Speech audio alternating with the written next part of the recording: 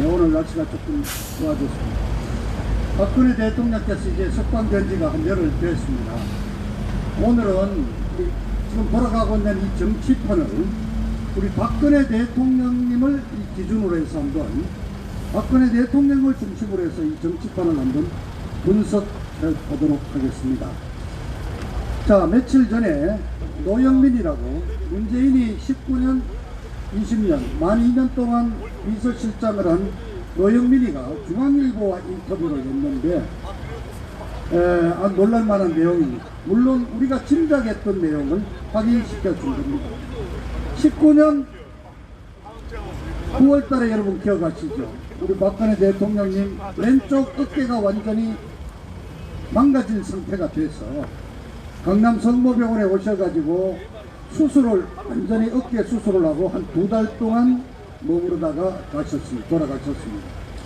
그때 뭐라자면 저 문재인이 청와대도 박근혜 대통령 건강 상태를 매주 직보를 해서 받아보는 상황에서 야, 이거 조금 문제가 심각할 수 있다. 그래서 아마 19년 연말 어떤 사면 문제를 논의를 해 본 것 같습니다. 그래서 뭐 여러 가지 소문이 많이 돌았습니다. 그래서 이렇게 여러 곳에 의견을 알아봤더니 놀랍게도 당시 자유한국당 지도부가 박근혜 대통령을 석방하지 않기를 바란다는 식의 의견을 청와대에 보내왔다는 거예요. 그래서 이 노영민이의 말로는 참 의외다. 그 당의 당대표를 지냈고 또 그 당 이름으로 대통령까지 되신 분을 아니 만 2년을 감옥에서 살았으니까 석방시켜 주려는데도 석방시키지 마라. 참 모진 놈들이다. 모진다 하고 생각했다. 이게 노영민이의 전체 대통령에 대한 언급입니다. 여러분 기억하실 겁니다. 2달 동안 성모병원에 계셨고 그때 마침 저 조국이 문제가 터져서 우리가 성모병원 서초동 검찰청 앞에서 한 석 달 가까이 우리가 시비를 할 때입니다. 그랬습니다. 그 당시에 그러면은 자유한국당인데 그때는 이름이 여러분 매년 바뀌죠. 이 당의 이름은. 그때 지도부가 누구냐? 당대표는 황교안이고 원내대표는 나경원이었고 12월 3일자로 원내대표가 바뀌어서 나경원이 후임 원내대표는 주호영입니다.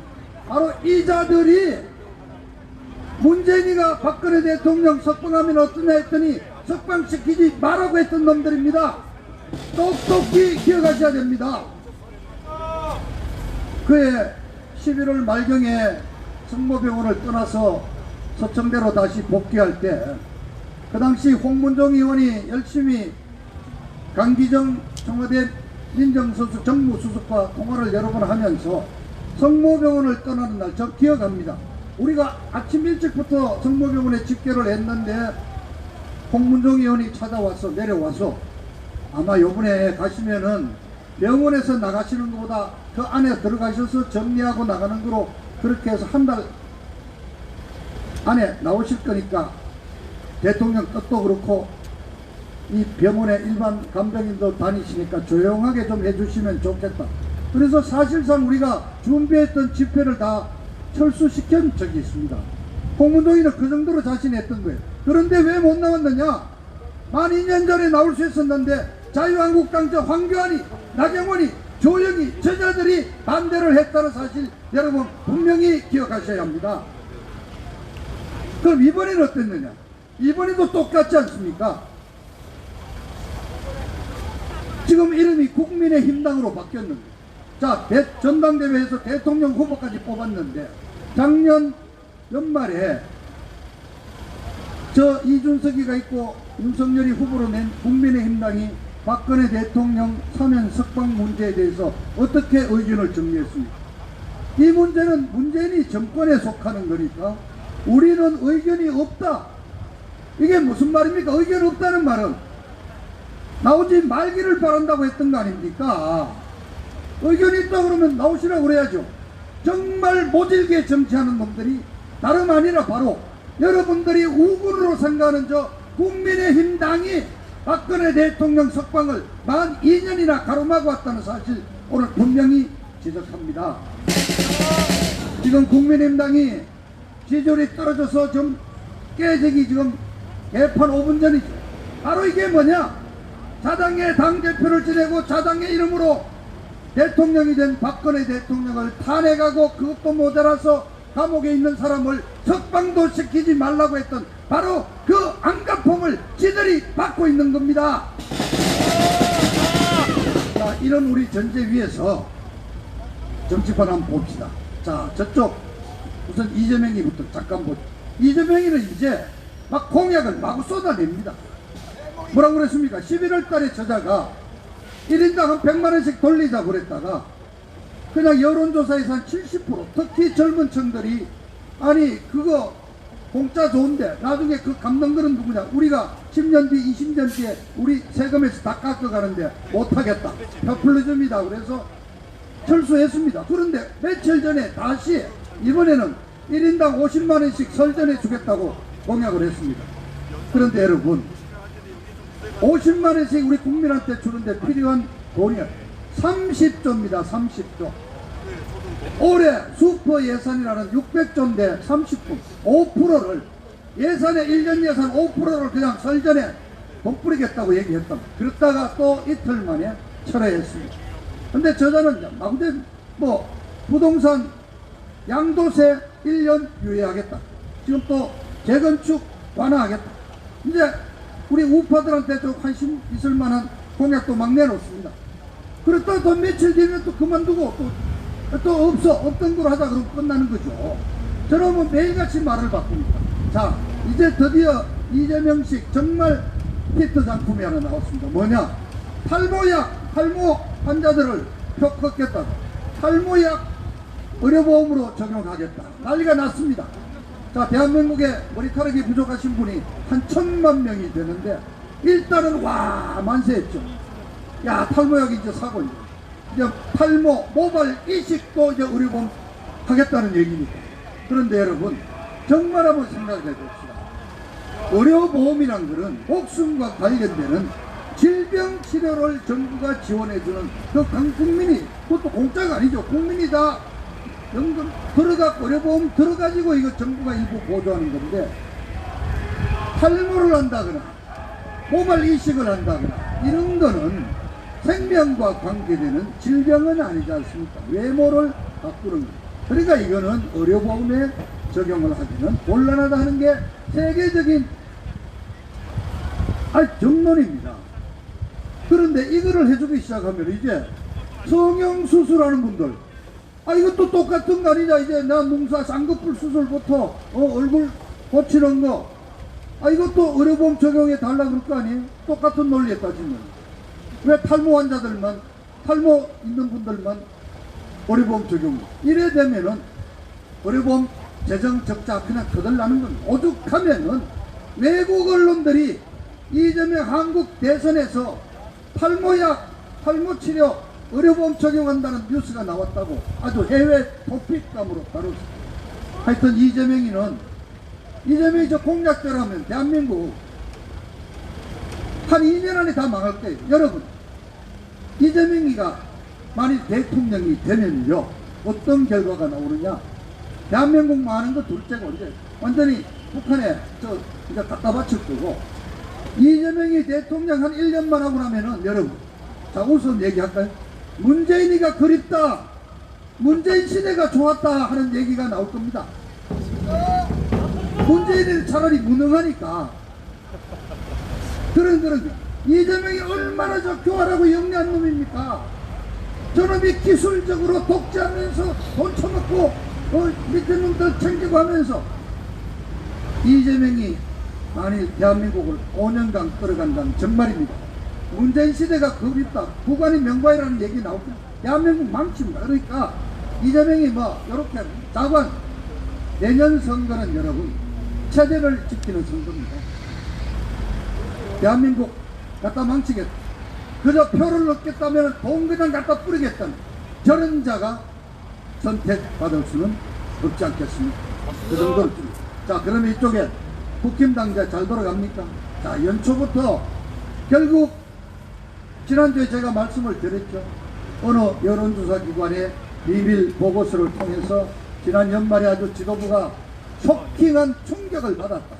그래서 1월 1일 담배식에서부터 선대위를 새로 해체하는 수준의 개편을 단행한다고 했는데 결국 월요일날 1월 3일날 김종인이가 터뜨리고 윤석열이가 쿠데타 일으킨다 그러고 치고받고 난리가 났다가 결국 화요일날 김종인이가 물러났습니다. 근데 이 82살 영감이 그냥 물러나면 조용히 가야지. 10분간 윤석열이 악담을 퍼붓고 갔습니다. 간단히 말하면 저자는 무능하고 비전이 없어서 가망이 없어. 그런데 그럼 김종인이 지 밑에 있을 때는 가망이 있다가 갑자기 지 물러나니까 가망이 없는 거야? 아니면 처음부터 아예 가망이 없는 거야? 처음부터 가망이 없는 거야? 저는 김종인이 말이 맞다고 생각합니다. 악담은 악담이지. 비전도 안 보이고 정책도 안 보이고 능력도 안 보이죠. 그래서 이런 지지율 하락에 문제가 생겼다. 자, 그런데 또 한 명, 이준석이는 또 이틀을 더 끌었습니다. 그래서 목요일 밤에 의원총회에서 끌어안고 둘이가 화해를 했다고 그러는데 이준석이가 과연 제대로 이제 해 나갈까요? 이준석이와 윤석열의 저 불안한 동거가 시작이 되면 저 이준석이가 또 어디 제대로 할 것 같습니까? 자, 그동안 가출 2번 했어요. 3번째 하면 이제 지도 그만둔다고 그러는데 이준석이가 6월 11일 날 당대표로 선출 전일에 여러분들한테 정말 묻습니다. 이준석이 그 조동이가 하루라도 조용한 날이 있었습니까? 매일같이 신문이 나오지 않습니까? 후보보다도 더 똑똑한 놈이, 더 잘 보이는 놈이 이준석인데 아예 그러면 이준석이를 대통령 후보로 뽑지. 아니 저는 후보보다도 더 튀고 싶어하는 친구인데 저 친구를 데리고 무슨 지금 선동도를 한다니. 자, 어제 목요일날 밤에 하고 어제 금요일 아닙니까? 어제 벌써 뭐라고 그랬습니까? 김종인이를 다시 복귀시키는 방안을 검토를 하겠다. 그리고 지금 여러분들도 아마 생각을 많이 하실 건데 후보 단일화입니다. 안철수하고 단일화를 제안할 의사가 없다. 아니 뭐예요 이게? 윤석열이 앞길을 이준석이가 이미 결론 다 내려버려. 이놈 조용하게 후보 돕겠다고 한 자가 하루도 안 지나서 어제도 또 조동이를 놀리고 있어. 아니 이준석이는 정말 윤석열이를 돕겠다고 나오는 사람인지 아니면은 아예 선거를 망치기 위해서 나온 저 더불당의 엑스맨인지 정말 의심하지 않을 수가 없습니다. 자, 그건 그렇다 치더라도 어쨌든 36살짜리 저 젊은 당대표 하나를 제대로 통제 못하는 윤석열이의 리더십, 그 정치력이 계속 지금 남아있습니다. 여러분, 제가 지난주에도 말씀했죠. 자, 시간이 없습니다. 일정이 있기 때문에 15%가 빠진 이 지지율을 반전을 시켜가지고 거의 비슷한 수준에서 이제 만들어 가야 되는데 이제 시간이 없습니다. 이제 내일부터 시작하는 다음 주 한 일주일 동안에 뭔가 이거 하락하는 지지율이 반등하는 기미를 보이지 않으면 윤석열이 갖고는 안 되겠다. 바꿔야 되겠다는 얘기가 나오게 되어 있습니다. 자, 유일하게 제가 지난주에 처방을 몇 가지 얘기했죠. 한 가지 방법 중에 하나가 안철수를 포함해서 여러 우리 제3 세력 보수 후보자들과 후보 단일화 작업을 한번 멋지게 이벤트를 한번 연출해야 된다는데, 자, 이준석이가 아직도 안철수한테 감정이 있어서 후보 단일화 없다고 이미 못을 받고 나오고, 근데 안철수는 여러분 이제 드디어 15% 지지율이 올라왔습니다. 15%까지 여론조사에 나와. 안철수가 이제 더 큰 소리 쳐요. 안철수가 오케이 만나자는 거 아닙니까? 자, 여러분, 그런데 안철수와 윤석열이 단일화에 들어가면은 안철수가 이긴다는 여론조사가 나왔고, 그렇게 단일화가 된 안철수 후보가 이재명이하고 붙어도 3% 이상 이긴다는 여론조사가 나오고 있습니다. 자, 그런데 안철수가 쉽사리 단일화 응할 것 같아요. 그런데 여러분, 만일의 경우 단일화 작업에서 안철수가 이기고 윤석열이 그냥 아웃되면은 윤석열이만 아웃되는 게 아니라 국힘당은 제1야당의 지위를 내려놔야 국힘당이 해체해야 되는 겁니다. 이거.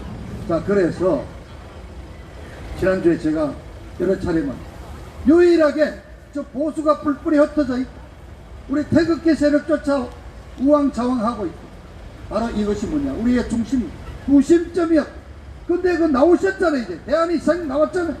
박근혜 대통령 지금 치료에 전념하고 계시지만은 박근혜 대통령님을 중심으로 우리 보수가 다시 심기일전에서 단합을 하고 방향을 잡으면은 박근혜 대통령님이 어느 날 메시지를 하나 딱 내놓으면은 최소한 박근혜 대통령님을 지지했던 콘크리트 지지층 보수, 정통 보수 30%의 세력이 똘똘 뭉쳐서 안정있게 뒷받침해 준단 말이에요.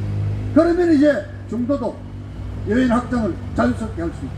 그런데 여러분 뭐 다 짐작하시겠지만 윤석열이가 과연 탄핵이 잘못됐다, 특검 수사가 잘못됐다 뿐만 아니라 적폐청산이라면서 그 수많은 우파 인사들을 잡아놓은 게 내 잘못이다 사과할 수가 있을까요? 여러분, 이한방송이라고 있죠. 안보방송은 이한방송 장호석 소련과 제가 얼마 전에 만났는데 제가 깜짝 놀랐습니다. 우리 적폐청산에서 국정원장 4명 플러스 우리 우파 인사들 한 200명이 잡혀 들어갔다고 그러는데 우리가 잘못 알고 있었던 겁니다. 국정원만 800명을 구속시켜가 조사를 했어요. 360명을 기소를 해갖고 감옥에 다 보냈는데 현재도 130명이 아직도 수감 생활을 하고 있습니다.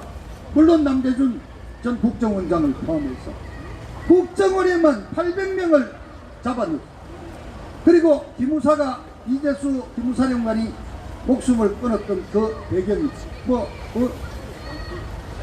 계엄령 이런 문제 이런 등등을 가지고 군 내부에서 소령, 중령, 대령, 영광급도 실무자들만 무려 200명을 구속을 하고 수사를 하고 기소를 했어요. 이게 보면 200명이 아니에요.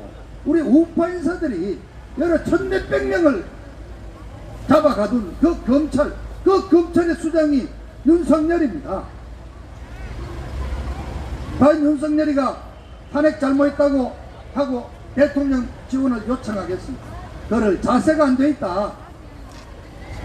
이제 단일화도 안 돼. 박 대통령 도움 없어. 윤석열이 심각한 거예요.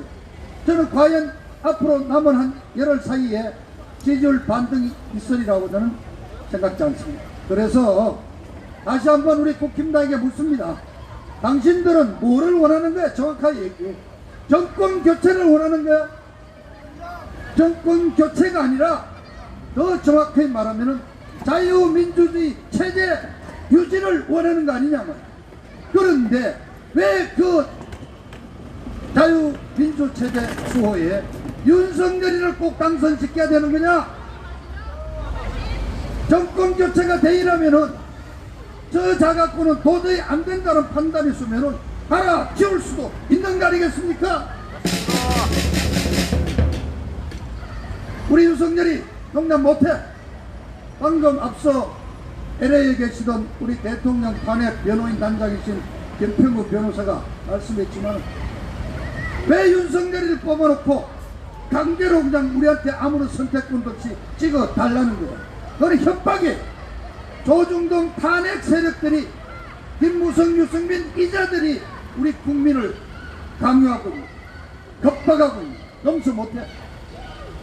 윤석열이 갖고 안 된다면 빨리 후보를 교체해라. 자, 많은 분들이 지금 안철수에게 관심을 가지고 있습니다. 그러면 여러분, 단일화되는 안철수는 우리가 수용할 수 있습니까? 안철수도 똑같아요. 안철수라는 자가 16년 탄핵 국면에서 자기가 가장 먼저 탄핵을 주장했다고 자랑삼아 돌아다니고, 박근혜 대통령을 정말 육두문자를 써가면서 욕을 하고 저 광화문 촛불 광장 앞에서 인정샷 찍어가지고 돌아다닌 친구입니다. 그리고 저자가 안철수가 우리 과연 보수의 후보가 될 수 있습니까? 저자는 색깔 자체가 13년 대통령 선거 때도 문제 내고 같이 붙었고 그 정도가 아니라 문재인이 민주당에 들어갔잖아요. 공동 대표까지 했잖아요. 저 친구는 중도가 아니라 중도 좌파란 말입니다. 안철수를 어떻게 데리고 와서 또 보수 단일화 후보로 우리가 만들겠다는 얘기입니까? 안철수도 안 돼. 안철수도 대통령에 대해서 탄핵에 대해서 사죄부터 하고 나와야 돼. 맞습니다. 안철수도 수행할 수 없습니다. 그 누구를 찾아? 아니 그거는 국힘당 문제예요. 우리는 이재명 같은 선택할 수 없고 자유민주 체제를 지킨다. 그 점에 우리도 100% 동의합니다. 여러분도 그렇죠? 그런데 왜 윤모, 안모 저런 자를 데리고 오는 거야? 제대로 된 우빨 차대가 데리고 와란 말이야. 우리가 시민운동하는 단체로서 누구 이름을 대고 그거 할 수는 없죠. 중요한 거는 자유민주 체제를 지켜야 되겠다는 것입니다. 자, 여러분, 박근혜 대통령이 지금 감옥 병원에서 치료에 전념하고 계시지만은 이제 이달 말쯤 이제 퇴원하실 무렵이 되면은 지금 현재 열심히 정치판 돌아가는 거를 뉴스도 보고 유튜브도 보고 혹시 유튜브를 통해서 우리 국본 집회도 생방송을 지켜볼 수 있지 않겠습니까? 우리 유튜브 대표님. 지금 지난 만 5년 동안 횟수로 6년 동안에 광화문 이 대한문 여기를 거쳐간 우리 태극기 우리 애국 세력들 연 인원으로 따지면은 1000만 명은 넘지 않겠습니까? 한 2천만 명 될 겁니다. 감옥에 계신 대통령 한 사람을 위해서 2천만 명이 만 5년을 한결같이 토요일만 되면서 나와서 집회를 하고 있다. 이거는 정말 세계 정치사에서도 없을 내용입니다. 이 점 대통령께서 알고 있잖아요. 이번에 그 나오신 책에도 보면은 자기는 이렇게 나를 위해서 고생해주고 편지를 하루에 100통씩 보내고 이런 거를 보면은 옥중에 계신 분이 그러지. 나는 참 행복한 사람이다. 그렇습니다. 자, 이번 대선은 우리 보수는 최소한 우리 박근혜 대통령의 입만 우리는 쳐다보고 있기로 했습니다. 저는 대통령께서 정치적인 메시지를 내고 정치에 분명히 말씀을 하신다고. 왜냐, 박근혜 대통령으로서는 앞으로 본인의 명예회복이 최고의 과제입니다. 탄핵 무효를 입증해야 됩니다. 자, 어떻게 구제할까요? 우선 여러분들 법적인 문제겠죠. 재심 청구 아니 저 대법원 믿을 수 있습니까? 저 법조인들 믿을 수 있어요? 재심 청구해서 몇 년이 걸린다. 또 이겨본들 뭐 어떡할 거야? 중요한 것은 정치적인 복권입니다. 정치적인 명예회복입니다. 대통령님은 정치 명예회복을 위해서 승부를 거신다고 저는 생각을 합니다. 그렇게 해서 정치적인 복권이 될 때 대통령님의 명예회복은 빨라지고 대통령님을 우리가 다시 복귀시키는 일도 가능해질 수 있는 것입니다. 자, 여러분, 저 카자흐스탄에 시민들이 이 백신 문제 등등해서 봉기가 일어났죠.